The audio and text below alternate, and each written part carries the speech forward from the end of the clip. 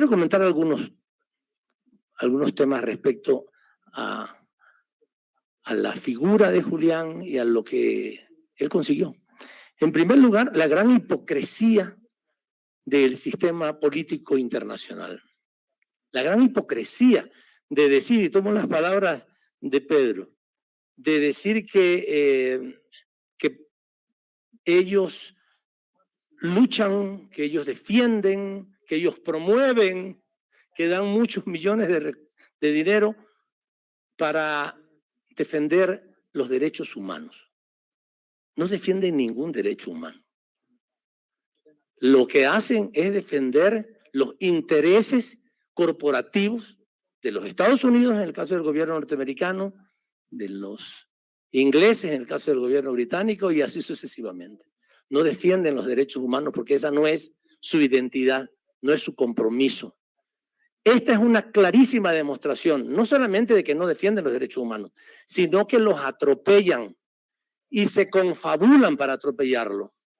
En el caso de Julián Assange, esa hipocresía se reflejaba en cada una de las acciones que ellos tomaban.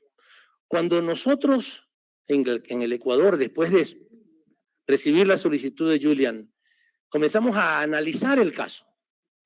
Quiero decirles que la disposición del presidente Correa fue, en principio y de entrada, conceder el asilo.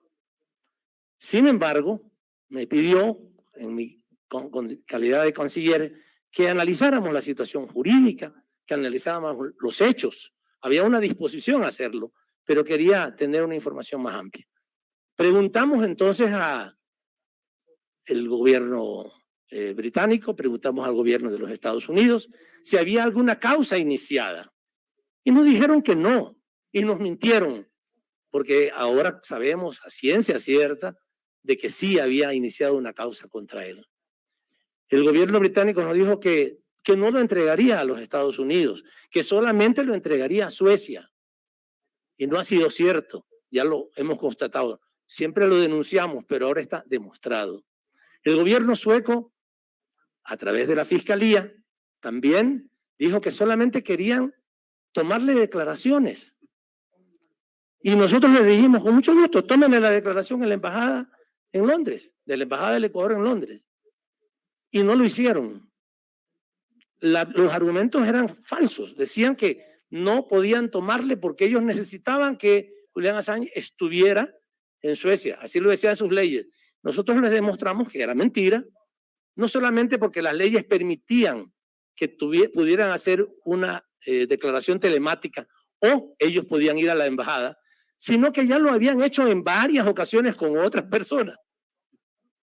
Lo demostramos claramente y tenían que quedarse callados. Es más, después tuvieron que avergonzadamente ir a tomarle la declaración y fueron a tomarle las declaraciones a la embajada.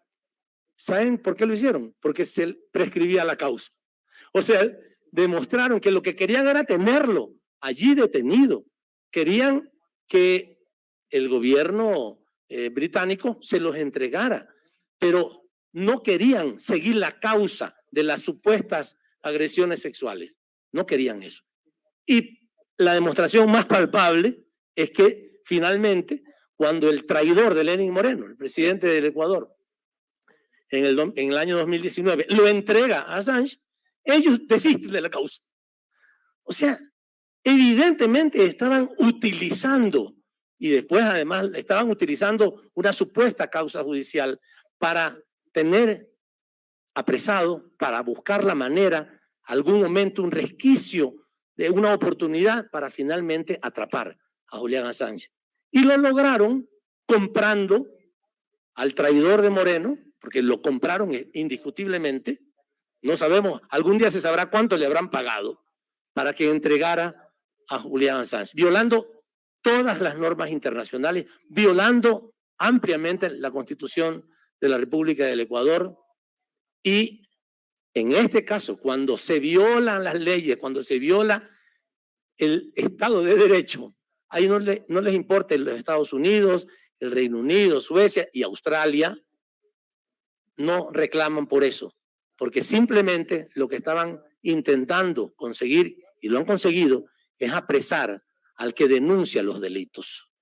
Y al que denuncia los delitos lo persiguen y lo apresan. Y como también decía mi colega, al que comete los crímenes les dan medallas, les dan diplomas y están libres allí. Los asesinos, porque hay que decirlo con claridad, los criminales, esos están libres y están elogiados por su gobierno. Y los que denuncian a los criminales, a esos los persiguen. Esa hipocresía se vio con claridad en el caso de Julian Assange.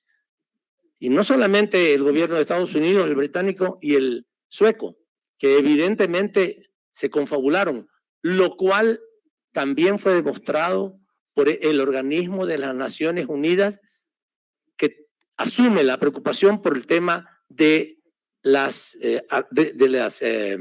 detenciones arbitrarias y la tortura, que emitió un documento absolutamente claro y tajante, pidiéndole a esos tres gobiernos que ya dejaran libre a Julian Assange.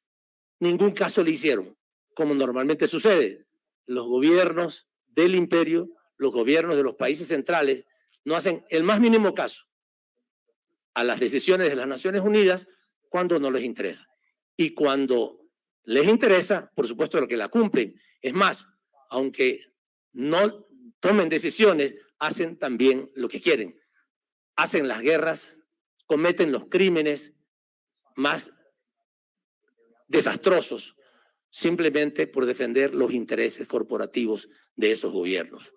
Esa es la primera reflexión que quería señalar, porque Julian, su causa, su lucha, su vida, debe de servir también para levantar las conciencias sobre lo que significa el imperio, el capitalismo imperial que domina nuestras sociedades en este tiempo.